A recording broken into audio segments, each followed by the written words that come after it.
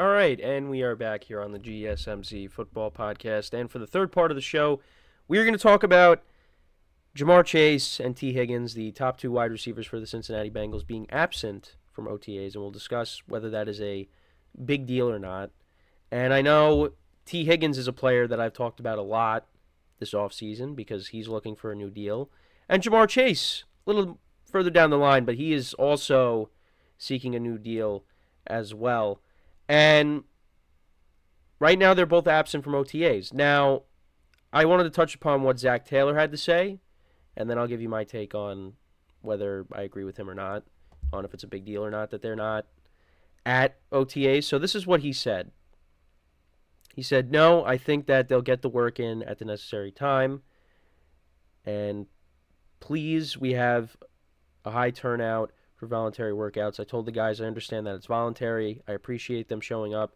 The guys that don't are still working hard elsewhere, and they'll be back at the right time. And the beauty is we know those guys, we know what they're about, and that they'll be ready and focused when it's time to come back. And let's see if he had anything else. But, yeah, that's one of his quotes. But he did talk about how, when it comes to impacting the offense, Zac Taylor said that, or believes that the absences will not negatively affect Joe Burrow or the offense's performance when the regular season begins, because they expect those guys to be by Burrow's side when they take the field. And, if both of those guys aren't playing, then that's a big problem. But, yeah, it's not a big deal. It's not. And I think reasonable people will agree with that. But you'll have some that are like, oh, this is horrible. The Bengals are not going to have their top two wide receivers when the season starts. There's definitely going to be people that express concern there. Now, I think when it comes to these two guys specifically, and if there should be concern, I think it's really more so with Tee Higgins. Because, again, I've talked about him a lot. He's been frustrated with this offseason because the Bengals franchise tagged him, and these contract talks have kind of just not gone the way he's hoped. And this could lead to him just holding out and force the Bengals' hand to have to trade him before the season. Now, I'm not saying that that's definitely going to happen, but you never know. He could force his way out before the season starts.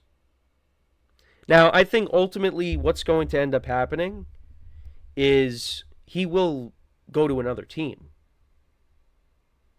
and get paid elsewhere.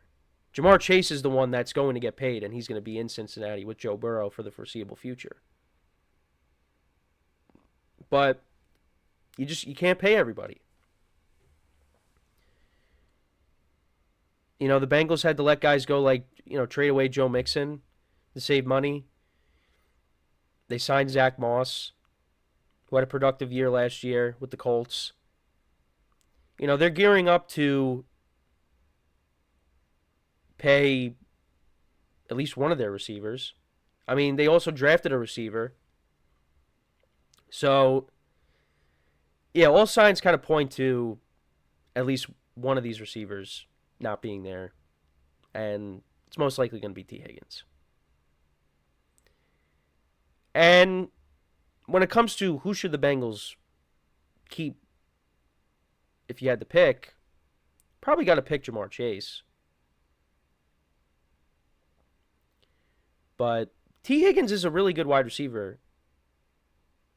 It's just, when you look at the top 5 receivers, Ja'Marr Chase is in that conversation. Tee Higgins is not.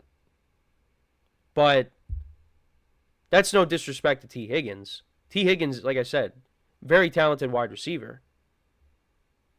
But Ja'Marr Chase is another level above him. We could do a comparison of the two. But Ja'Marr Chase, he's been injured before. Tee Higgins has dealt with injuries as well. I think more so than Ja'Marr Chase. But yeah, you look at Ja'Marr Chase's first 3 seasons. Played in 17 games in 2021, 12 in 2022, and 16 in 2023.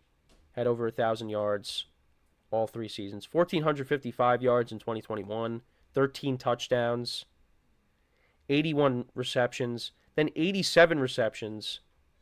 So he had 87 receptions in 2022, and he played in 5 fewer games. And he had 1,046 receiving yards. Then he had 100 receptions, 1,216 yards, and 7 touchdowns. And he had 9 touchdowns in 2022. So those are Ja'Marr Chase's stats. Then we look at Tee Higgins' stats. And came into the league a year before Ja'Marr Chase. So 2020, 908 receiving yards, 6 touchdowns, 67 receptions, 74 receptions, back-to-back years. Played in 14 games in 2021. Played in 12 in 2023. Had 1,091 receiving yards, 6 touchdowns. And then had 1,029 receiving yards and 7 touchdowns in 2022. And then last year, like I said, played in 12 games, 42 receptions, 656 yards, and 5 touchdowns. But yeah, you had 2 guys that had over 1,000 yards on your team. So you're going to be losing at least one of those guys, but it's going to be Tee Higgins. But yeah, Ja'Marr Chase has been the better wide receiver.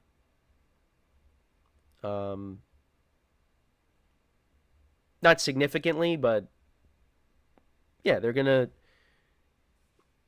prioritize signing him to a long-term deal. I mean, maybe I'm wrong. Maybe out of nowhere, the Bengals, they give Tee Higgins a massive contract extension, and then they give Chase a big contract, and they're able to keep both of them. But I don't know. The way it is, it just seems like he's going to get paid elsewhere, and Ja'Marr Chase is going to get that mega deal. Because the other thing, too, is you don't want your team to be top-heavy. You know, you want to be able to address other needs elsewhere on your team and not just have, not most of your funds going to your top 2 wide receivers. But that's what makes this year very important for the Bengals, because if Tee Higgins does play this year for the Bengals, this is kind of like their last shot with him and Ja'Marr Chase together. Because and the other thing too is, I know I said they traded Joe Mixon, they let Tyler Boyd walk. So, yeah, this could be it. It doesn't mean this could be it for the Bengals, but this just could be it for at least, Tee Higgins. And we'll see what happens with also, I know Trey Hendrickson is looking for a new deal as well on the defensive side of the ball. So, yeah, it's gonna be interesting. But when it comes to these 2 guys and whether it's a big deal or not that they're not at OTAs, I mean, listen, a lot of people don't go to OTAs. A lot of players don't go. But it just so happens that these 2 players are looking for new contracts, and they're not there. So that makes you wonder, well, does that mean they're not going to be, a training camp, and they're not going to be playing in the preseason? Well, not like they play significant time in the preseason, but still, at least they play for a drive or 2. If that.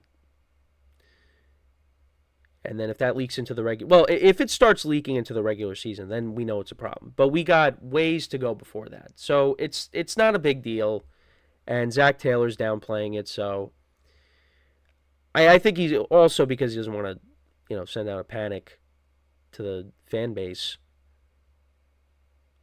But I think most people know this is not a big deal. Again, there's some concern, I think, with Tee Higgins just because of how the contract negotiations have gone with him. But other than that, Ja'Marr Chase, he'll be there. Tee Higgins, we shall see. We shall see. But both of these guys are looking for new deals. So, and they deserve it. They deserve it. So, let me know what you guys think. Is it a big deal that Ja'Marr Chase and Tee Higgins are not at OTAs? Is it a big deal? Is it not a big deal? Let me know in the comments. So, we're going to take our third break of the show. When we come back, we will talk about Raheem Mostert of the Miami Dolphins, talking about the lack of playoff success for the Dolphins and what the Dolphins have to do to overcome that. So, with that being said, stick around, and we'll be right back here on the GSMC Football Podcast.